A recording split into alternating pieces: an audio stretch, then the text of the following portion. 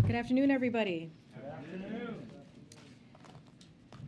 As you all know, we are closely tracking Hurricane Ian, and the President has mobilized the full force of the United States government to support the people of Florida as they prepare for this storm.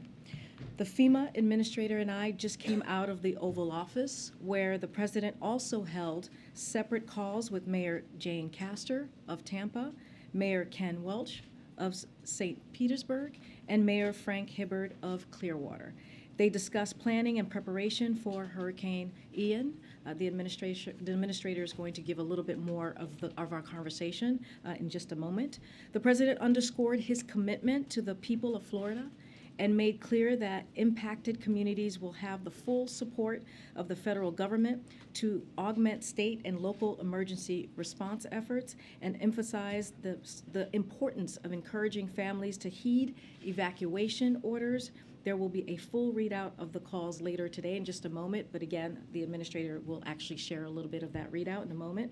FEMA Administrator Deanne Criswell was in Miami yesterday as well to assess the ongoing preparations, and we appreciate her taking the time to be here with us today, provide all of you an update on what those efforts look like and the latest on the storm. With that, FEMA Administrator, would you?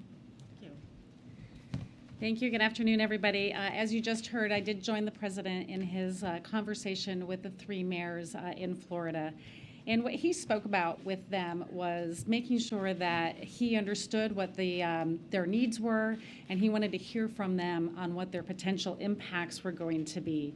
He asked about their progress with the mandatory evacuation orders that are in place, and he really wanted to make sure that the mayors knew that he has committed the full force of the federal family to make sure that we are there to support them in what they need, and that they can reach out to me, they can reach out to him anytime with any needs that they may have in the aftermath of this storm.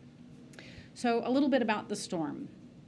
As of this morning, the National Hurricane Center upgraded Hurricane Ian to a Category 3 storm, which means that's about 125 mile-an-hour winds.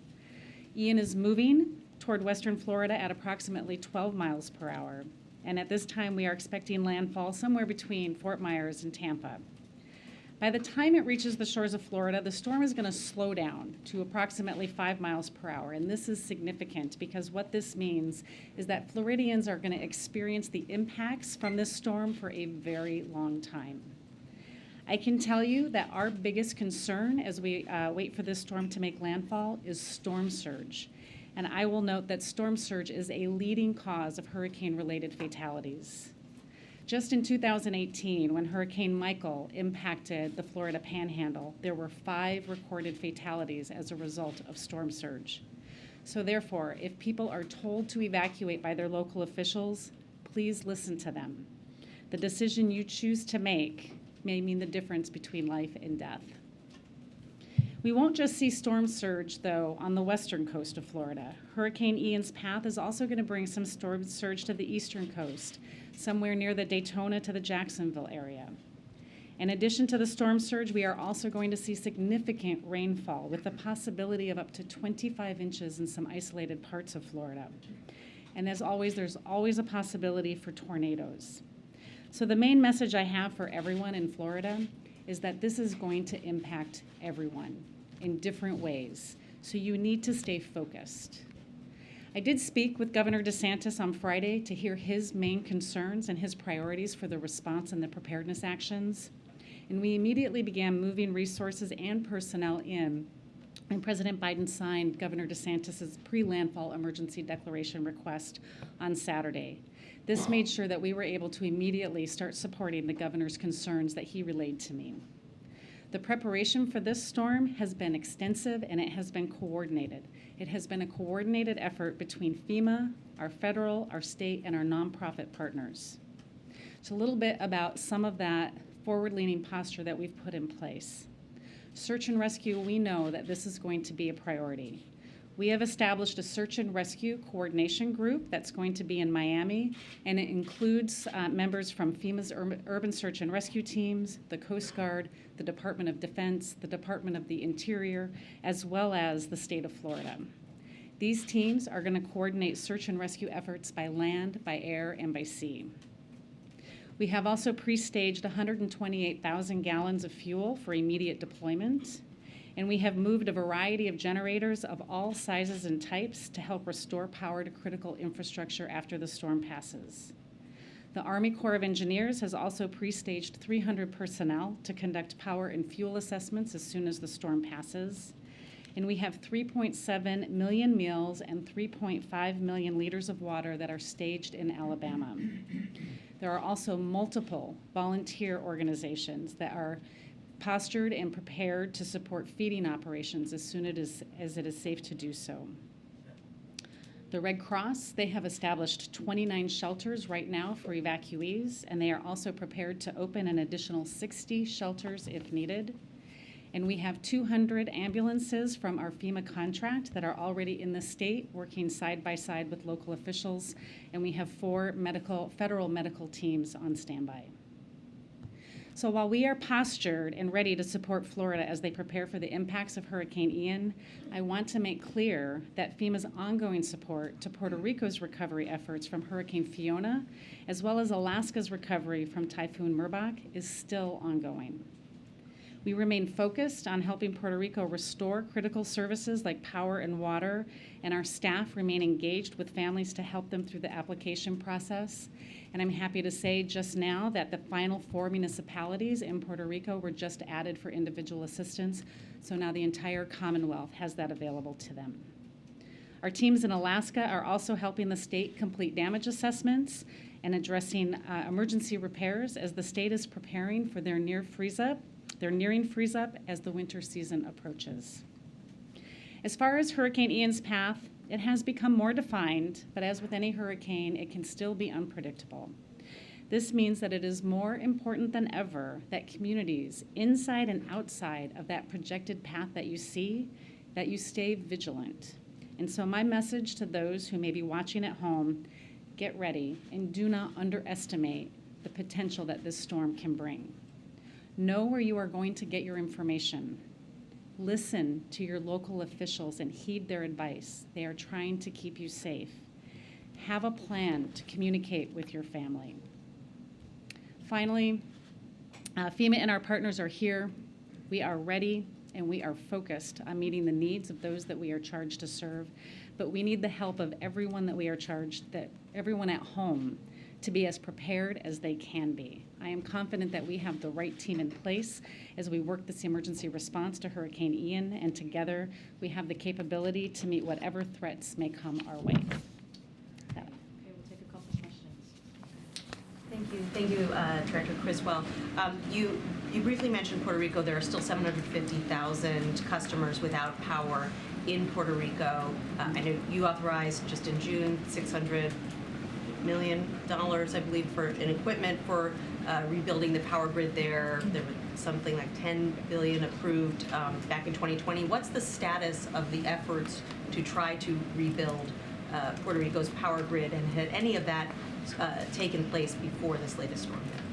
Yeah, I was just in Puerto Rico maybe about 3 weeks ago checking on the recovery from Hurricane Maria, and what I saw when I was there is one cohesive team between the Commonwealth of Puerto Rico and the federal family that has been really focused on all of the recovery efforts, but primarily the power restoration.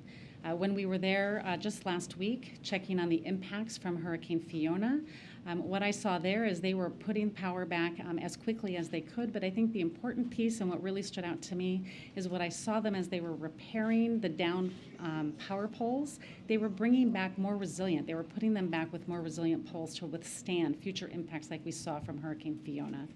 We are committed to continuing to work with the governor of Puerto Rico in his efforts to make sure that we can rebuild this grid in a way that's actually going to be more resilient for future impacts. How long do you think it'll take to rebuild the grid? I think that we have done a lot of work in making sure that we've taken the time right now to do the plans, or the Commonwealth has, to do the plans to make sure that as they are rebuilding it, it's going to be more resilient. I think that the time, we'll get back to you on what the time frame is, but it takes time, right? Recovery never as fast as anybody wants it to be, but we will continue to work with them and expedite anything that we can to speed up that recovery. Has the administration, or will the administration, waive the Jones Act that would allow for a diesel-carrying ship to dock there in Puerto Rico to help provide necessary provisions of diesel oil to those there? Yeah, we are committed to doing everything that we can within our legal authority to support the people of Puerto Rico. And we know that the Jones Act waiver is one of those things. We have a legal obligation to ensure that each waiver request meets the legal requirements of Congress.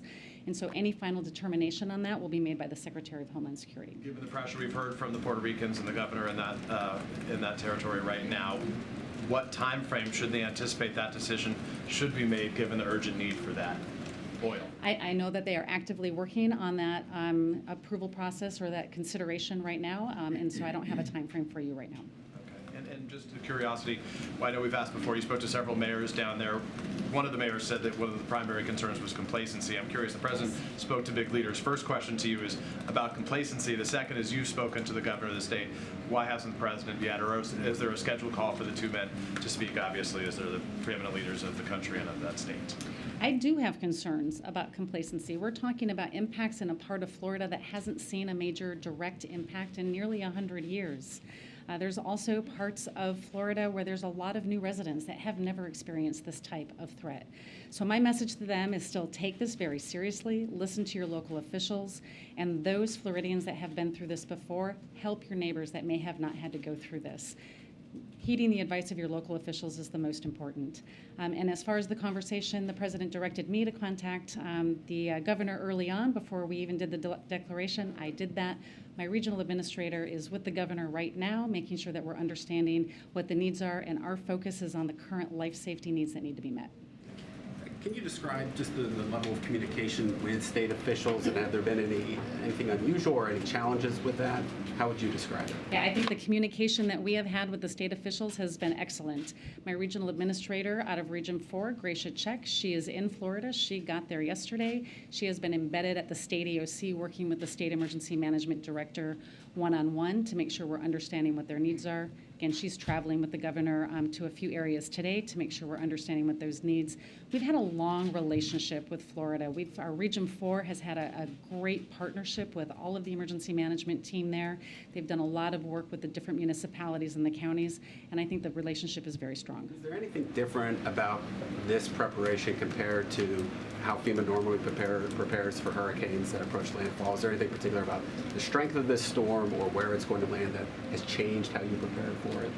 I don't know if I would say it's changed how we prepare for it. I would say under this administration, the president has given me very clear direction that we are going to lean in and we are not going to wait to provide assistance. And that's exactly what we're doing for this one. That's what we have done for the previous hurricanes that we experienced last year as well.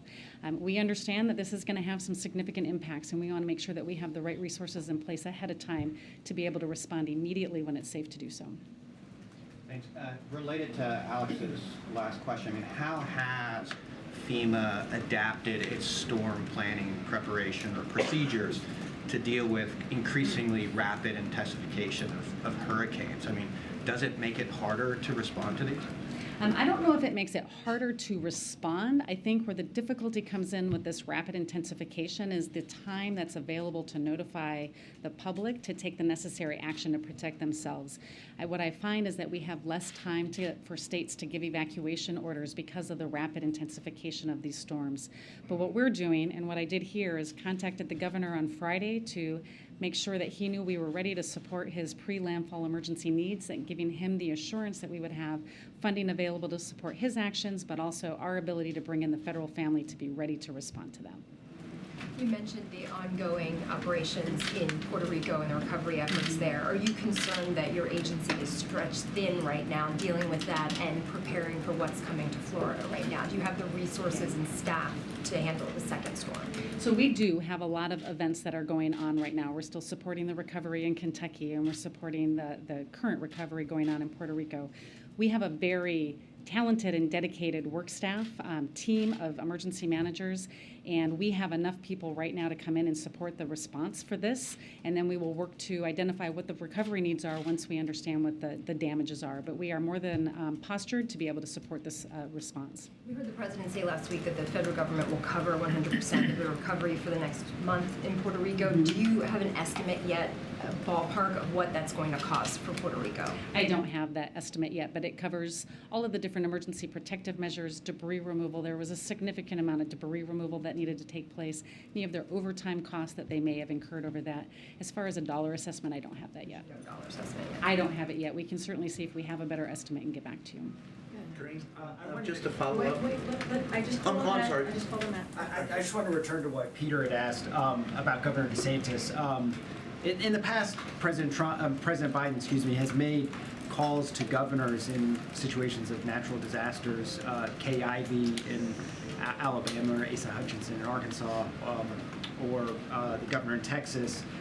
Is there any? Can you articulate, I guess, how those determinations are made and why it hasn't been made in this case to have the president call the governor? Yeah, the president is very focused on making sure that the federal family has the right resources available to support this. That is why I contacted the governor right away, and we have a team of my senior leadership that are embedded with the governor to make sure that we're supporting that. Our focus today is making sure that we have the right measures in place to support the life-saving activities that need to happen. Any conversations afterwards will need to be, we need to see what the damages are. But he's made conversations with the mayors, so is there any reason why not the governor? Again, we have a strong team that's in place supporting the governor right now, working side by side with him and his staff. We'll continue to stay engaged with him. Just a follow-up to that. Normally, presidents call governors or the governors call presidents, but the only thing that really, during hurricanes, the only real question I really want answered is it in any way the fact that they haven't talked? Is there any way that it's impeded efforts for the federal government or FEMA to implement plans in Florida? And if so, what would they be? No, we are very focused on what the needs of Florida is right now. We do not bring politics into our ability to respond to these disasters. We are going to support whatever Governor DeSantis asks of us. We signed his emergency declaration within hours of him sending it in. We'll continue to do that as we see what the impacts of the storm are. So the communication between the president and the governor has no impact on how you all operate? Zero.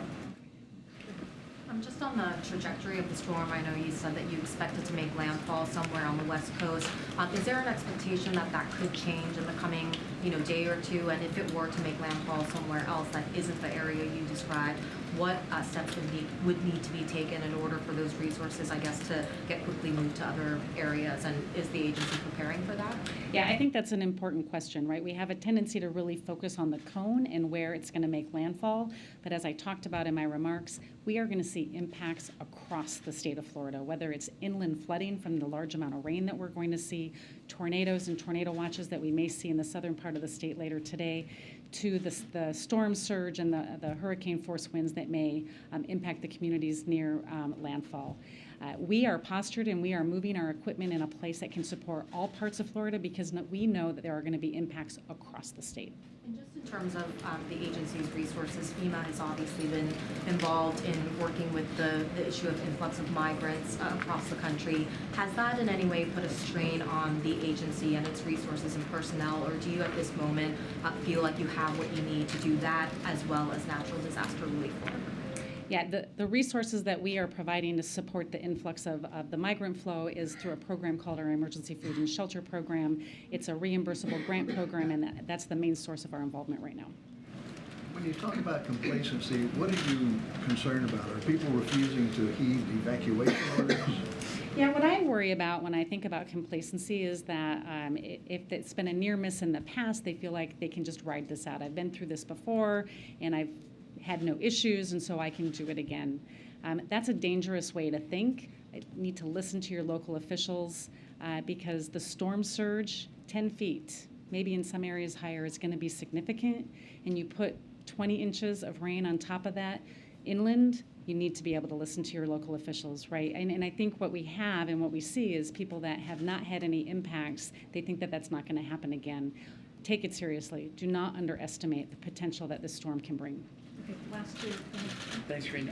Administrator, thank you. So in the aftermath, the Strategic Petroleum Reserve is at the lowest level since 37 years, and you said you've set aside some gas for Florida. Is there a concern that the reserve is not high enough now to handle the aftermath of this emergency and other hurricanes that could come? I don't have any concerns at this point that we're going to have the ability to handle the fuel needs that we're going to need in Florida. We will continue to assess after the storm passes to see what the impacts are. We'll make sure that we're putting measures in place to support any gaps that we might The rest of identify. the season, you think you're covered? It all depends on what the impacts from this storm might bring, and so we need to do those assessments after the storm passes. Last question, way in the back. Thank you. The storm is expected to travel north. Have you had any conversations with the governors of South Carolina and Georgia about the potential impacts there? What are you most concerned about? Yeah, I spoke with both governors yesterday to get a better idea of what they were concerned about. They were stepping up their postures to make sure that they were prepared to support any impacts that they might see. As the storm track continues to change, again, our regional office will continue to engage with them and we'll move resources into there if needed. And we'll stay in close contact with the governors and their staff. Thank you. Appreciate it. Thank you. Thank you. Okay. One quick thing for all of you. This afternoon, President Biden will highlight his and congressional Democrats' efforts to protect and strengthen Medicare and lower health care costs for seniors. This comes alongside today's news that for the first time in more than a decade, premiums for Medicare Part B will decrease next year rather than go up. This will lower healthcare costs for millions of seniors and people with disabilities each year. The President will be joined today by Medicare beneficiary with diabetes, who will share firsthand how the Inflation Reduction Act will benefit Americans like him. Of course, the President's effort to lower healthcare and prescription drug costs and protect Social Security and Medicare stands in stark contrast with what Republican officials are focused on. Republicans officials are focused on repealing the Inflation Reduction Act. That is their first action that they would like to take under their GOP agenda, which would increase seniors' prescription drug costs and undo the $35 cap on insulin costs for people on Medicare. The President will also emphasize the dangers of Republican officials' plans to put Medicare on the chopping block every 5 years. President Biden will remain focused on lowering costs for American families when it comes to health care and also across the board.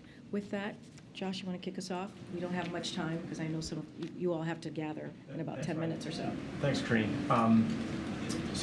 Poland's prime minister said that leaks in 2 natural gas pipelines running from Russia were an act of sabotage. Does the U.S. have any evidence of sabotage? What role is it playing in this inquiry? So I'm not going to get into going to speculate on the cause of this. It's not something that we're going to do.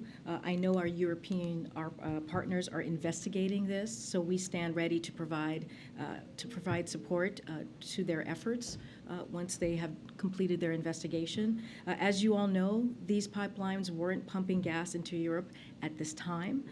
NS2 was never operational, as you guys know. NS1 has not been operational for weeks because Putin has weaponized energy, and we have said this many times before. This just drives home the importance of our efforts to work together to get alternative gas supplies to Europe and to support efforts to reduce gas consumption and accelerate true energy independence by moving to clean energy economy. Secondly, Facebook's parent company, Meta, removed more than 1,600 accounts tied to Russian disinformation. It also took down accounts tied to Chinese disinformation. Does the U.S. believe that Facebook is effectively, incredibly policing its own network? So we'll say first that that we are confident in the integrity of our elections here. The U.S. government has been the integrity of the elections. The U.S. government has been focused on identifying and exposing foreign influence efforts and information operations. For instance, just a few weeks ago, the U.S. exposed how Russia has spent over $300 million just trying to influence foreign politics around the world since 2014. We are seeing social media platforms take more serious steps independently on their own against coordinated, inauthentic behavior in the last few years and enforcing their terms of use. The report appears to be another example of that. Again, we have confidence in the integrity of the elections. Have the Europeans requested help in identifying how these leaks began? Don't have anything to report on what we have heard from the Europeans at this time, or anything to preview. You've made numerous efforts to get more natural gas to Europe as they face winter. How are those efforts going? Well, those conversations are ongoing. We've laid out some of the previous conversations that have happened recently. I don't have any more to update on where we are, but we find it to have been successful in trying to diversify the energy supply, and we will continue to assist our European partners. Just on the Puerto Rico Jones Act question that was asked before, does the president himself currently have a thought on whether a waiver could be issued for this specific situation? So when it comes to this specific situation, look, we're committed to, again, doing everything that we can within our legal authority to support Puerto Rico. That's basically what the administrator said, and that is our number one focus, to get them what they need and to get them back on track. And so we're going to, as a federal government, we're going to continue to give those resources. The Biden administration is closely evaluating any waivers requests that come in, including this particular one, as Criswell said while she was just here, and to make that final determination. But that is going to be made by the Homeland Security, and so we'll leave that up to them. But again, we're going to evaluate every one of them very closely. Just on a separate matter, just the reports of men in Russia trying to flee the country. There are even some reports of people trying to harm themselves physically to try to avoid conscription. I know the White House has drawn a distinction between the Russian government and the people of Russia. Does the president have a message to some of these men who are sort of desperately trying to flee the country? Is there anything that he would say? So, I mean, we've spoken about this a couple of times, and look, we are seeing protests in the streets of Russia. We are seeing people sign petitions, and I think the message that they're sending to us very clearly is that this war that Putin started, this war that was started by the Kremlin, is unpopular. And there are people out there in Russia, Russians, who do not want to fight Putin's war or put their lives or die for it. And so that has been made very clear. Their message has been made very clear. We continue to say to folks, I know there was a question that was asked about seeking refugee from persecution. We believe that regardless of their nationality, they may apply for asylum in the United States and have their claim adjudicated on a case-by-case basis. So as far as that, we welcome any folks who are seeking asylum, and they should do that. But again, we have talked about the bravery of the Ukrainians fighting this war for the past 6 months and how they're fighting for their freedom. And what we're seeing in Russia are the people of Russia who are saying they do not want this war. They do not support Putin's war. Again, and we have said this many times, there is one person who can stop this war, and that is President Putin. He's the one who started this unprovoked, brutal war, and it is up to him to stop it. What we're seeing right now is not strength; it is weakness from President Putin. Senate. Well, sorry. And welcome to the briefing room. I know. Thanks very much. Thanks for taking my question. A plaintiff in Indiana has filed a lawsuit trying to block the president's student loan forgiveness initiative, claiming that his tax bill is going to go up and cost more than the student loan forgiveness would be because of the program in Indiana. Any comment on that from the White House? And do you expect the program to move forward as planned this year? Well, look. So just to step back for a second. When it comes to the student loan debt relief, this is a promise that the president made on the campaign trail. And this is an opportunity that the president saw to give American families out there a little bit of a breathing room. You hear him say that often. You might hear him say that in just a little bit, how he has worked towards to make sure that the economy works for everyone and not to leave anyone behind. And so when you look at the student loans relief program, it is going to help tens of millions of people. It is going to help 90% of folks who are on that program are making under $75,000 a year. So look, we want to be really clear here. Opponents of the Biden-Harris administration student loan plan are trying to stop it because they know it will provide much needed, again, relief for working families. Anyone who does not want to give that debt relief can choose to opt out. It's something that they are able to do. But again, the Department of Education website will provide more detail, as you're asking if it's going to move forward, on information about how the program will work before it launches. But the bottom line is this: no one who does not want debt relief will have to get that debt relief. So folks have an option to opt out. But again, this is going to help tens of millions of Americans who now are going to be able to put money down to maybe buy a house or to start a family, and that matters. Thanks, Karine. How heavily are labor union support for the Jones Act weighing on the administration as it decides whether to grant a waiver for ships around Puerto Rico? Look, this is a legal authority that we are following. We're going to evaluate each case, and so again, this is what we're going to lead with. Is not what from what others may be asking. Is what we can do from our point of view, and from the way that we are able to do, again, in a legal way. Medicare announcement. The cost is actually, the premium cost last year went up because of the federal government's plan to purchase this Alzheimer's drug that turned out to be not quite as effective as people thought. Now premiums are pretty much going back down to where they were before that. So isn't this just getting things back to where they were and not truly lowering premium costs?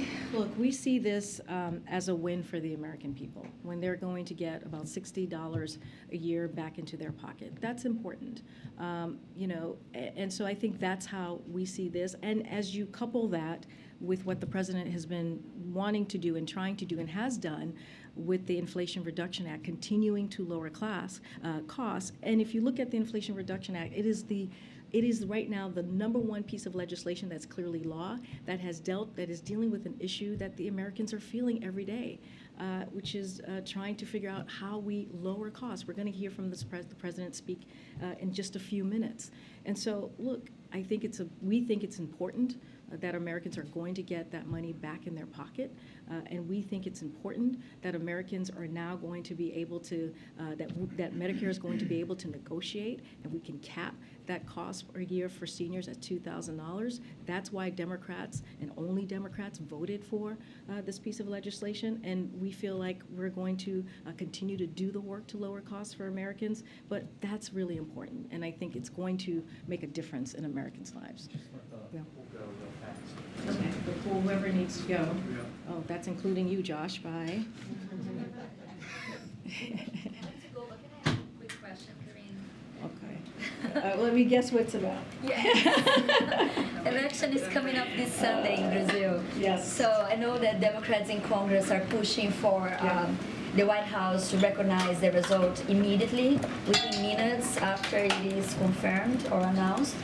Is the White House planning to do this immediately? And is the White House concerned the result could be contested? So as you know, we're going to be monitoring these elections, as we have many elections that have happened in the last couple of weeks, in particular in Brazil. We're going to monitor them closely and have the trust in the strength of the Brazil's democratic institution. So we have seen recent reports of violence, and although the right to protest is fundamental in any democracy, the United States condemns any violence and urges Brazilians to make their voices heard in a peaceful manner. We believe that is important in this in this upcoming election. As a partner democracy in Brazil, or to Brazil, we will continue to follow the elections with the full expectation that they will be conducted in a free, fair, transparent, and credible manner with all relevant institutions operating in accordance with the constitutional rule. Again, we will be monitoring Is this. the White House going to recognize the result immediately? Again, I'm not going to get ahead of any results at this time, but like I said, we will be monitoring the upcoming elections in Brazil, and I'll leave it there. Thank you. Thanks so much. The CR doesn't have any funding that the White House requested on COVID or monkeypox. Has the White House given up on that funding? Is there another route for those funds, or is it time to be prepared to move forward without that kind of funding? So, look, our near-term priority is keeping the government open.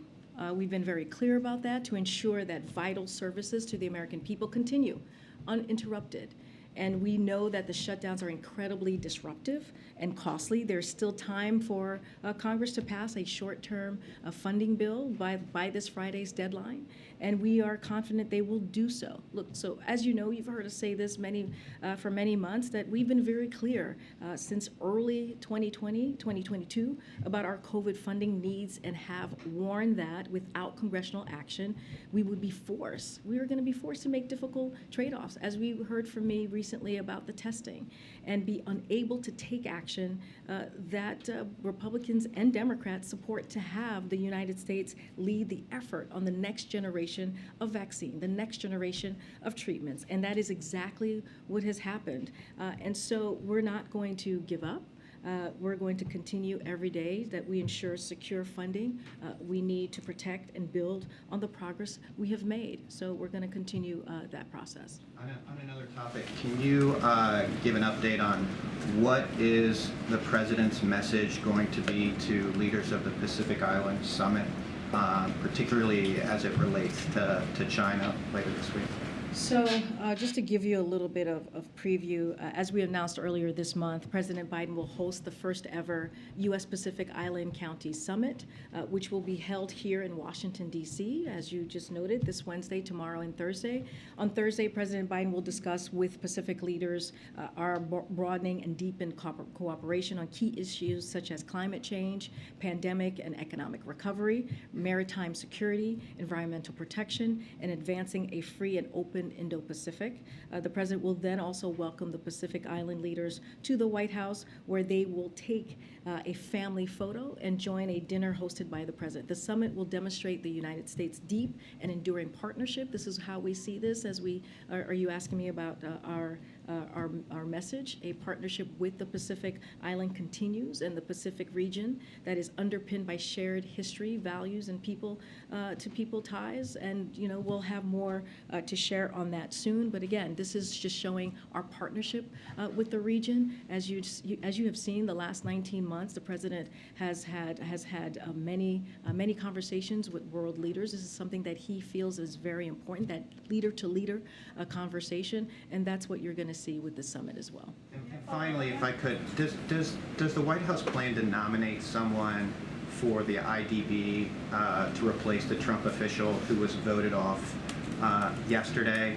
And kind of in that vein, has the White House been in touch with other shareholders of the World Bank to kind of take their temperature about David Malpass's remarks? So we don't have anything to preview on any personnel announcement at this time. Clearly, this is something that we're going to look very closely. We are always in constant communications with other leaders. I don't have anything to preview at this time. Students across Virginia today walked out of their classroom to protest the governor's new guidelines restricting the rights of transgender students.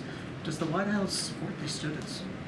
So I haven't seen those reports, but this is a president that supports the LGBTQI+ community and has been supporting that community for some time now, as vice president, as senator, and certainly as president now. And he speaks always is proud to speak out against the mistreatment of that community. We believe, and he believes, transgender youth should be allowed to be able to go to school freely, to be able to express themselves freely, to be able to have the protections that they need to be who they are. Again, I have not seen these reports, but we can say with all confidence, and you all know, have covered him for some time. When it comes to this community, he is a partner and he is a strong ally, as well as the vice president. Okay, Rob. Oh, Rob, we gotta go. I'm sorry, guys. We gotta go. I know. You want this question on Pakistan? Well, I wasn't going to, but All right. Well, I'll see you guys tomorrow. Okay. See you tomorrow.